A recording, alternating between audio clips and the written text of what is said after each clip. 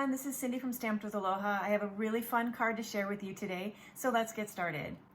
We're going to be making this red ginger card, which features some of our new in colors, as well as my favorite new pierced blooms dies. For the first step, I'm going to take a 5.5 by 8.5 piece of soft succulent cardstock. This is a brand new in color, and I'm going to fold it in half.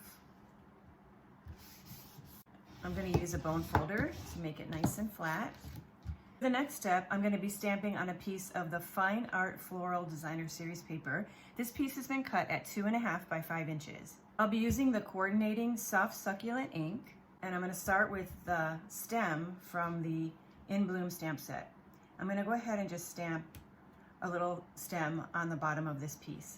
Next, I'm going to take the leaf from the In Bloom stamp set, and I'm going to stamp 2 leaves. One going to the left, and one going to the right. Okay, now we are ready to build our flower. So I'm going to take a piece of real red cardstock, and then this is some heavy duty Scotch clear packing tape. If you follow along in my videos, this is one of my favorite techniques that I learned recently from demonstrator Laura Dubois.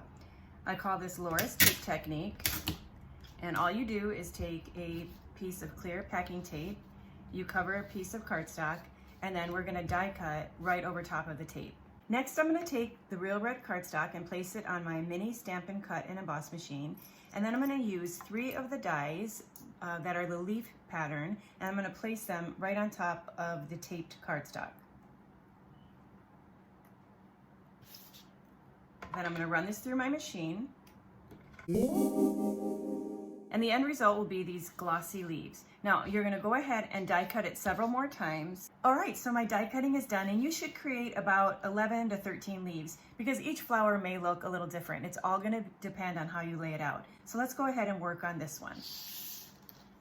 The first thing I'm going to do is take our stamped piece of cardstock, and I'm going to add some adhesive on the back and give it a little bit sturdier base to hold the flower petals. For this, I'm going to use another brand new in color. This is our Evening Evergreen, and it's been cut at 2 3/4 by 5 1/4 inches.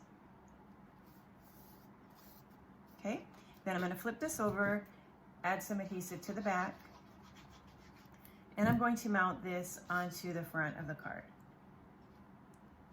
So now we have a nice and sturdy base to assemble our flower. All right, so we're going to be assembling our flower with glue dots. So I'm going to go ahead and start with the largest petal. I'm going to put 2 glue dots on the back. I want one right at the base, and then I want one about 3/4 of the way up. And then I'm going to place this on the left. And the reason why I want that is because I'm going to kind of curl up the tip a little bit just to give it some dimension. And then I'm going to go ahead and do that with the next large petal. So about 3/4 of the way up, curl the tip there, and then I'm going to place that right next door like that.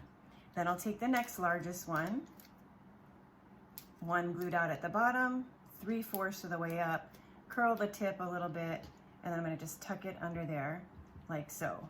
And then I'll just continue to build with all of the petals.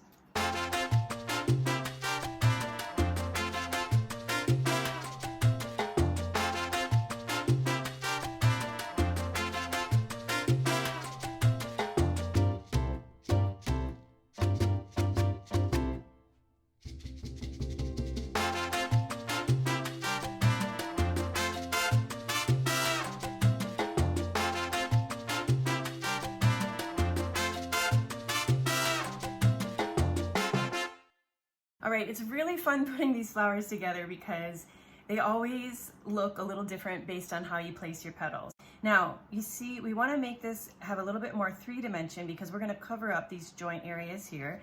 So you can just pick up a couple of extra leaves, do the same process, put the 2 glue dots, curl the tip a little bit, and then you're going to come in here and layer these, and you can layer them in any different direction.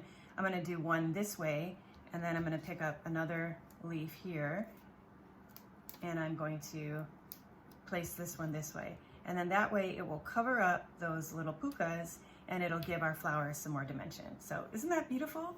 So again, like I said, I'll show you some other samples in a minute, but each flower is gonna look a little bit different. And if you wanna make it fuller, you can always go in and you can tuck extra leaves that you might have if you want to do that as well. Okay. All right. So let's do our sentiment. So I'm going to be making this card for Mother's Day. So I have a scrap of basic white cardstock. So I'm going to be using the Timeless Tulips stamp set. I'll be using the stamp here that says Happy Mother's Day. I'm going to ink up my stamp with black Memento ink and stamp it there. Okay, next I'm going to use my double oval punch, and I'm going to go ahead and punch out the words Happy Mother's Day.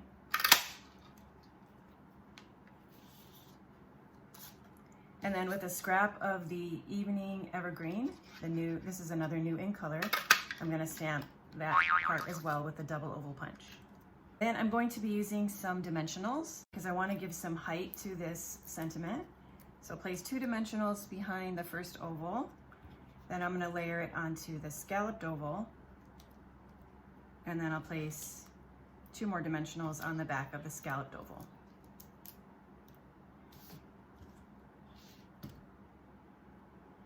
And that's going to get mounted right here.